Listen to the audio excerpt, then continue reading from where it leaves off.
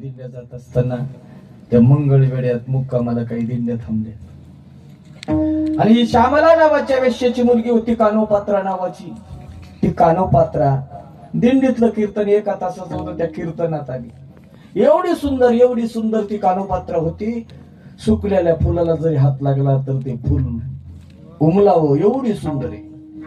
आणि ती कानोपात्रा 16.5 वर्षाचं वय त्या कीर्तनात बसली. कीर्तनामध्ये महाराजांनी अभंग घेतला आणि भगवान पांडुरंग परमात्म्याच्या स्वरूपाचं वर्णन महाराज करू लागले. माझा देव किती सुंदर आहे. ती कानोपात्रा 16.5 वर्षाची ऐकायली. माझा देव, माझा पांडुरंग किती सुंदर आहे. माझा पांडुरंग राजस आहे. माझा पांडुरंग सुकुमार आहे, मदनाचा पुतळा आहे. आणि असं सौंदर्याचं वर्णन त्या कानोपात्रीनं ऐकलं. कीर्तन ऐकलं आणि घरी गेली. आईला सांगितलं, आई अगं गावामध्ये दिंडी येते. दिंडी आल्यावर घराच्या पुढे रांगोळी काढल्या जातात.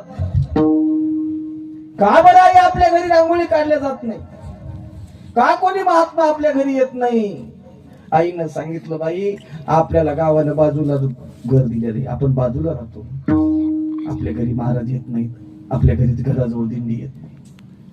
अगं आई, पण मी कीर्तनात त्या पांडुरंगाच्या स्वरूपाचं वर्णन ऐकलं. माझ्यापेक्षा सुंदर आहे का पांडुरंग?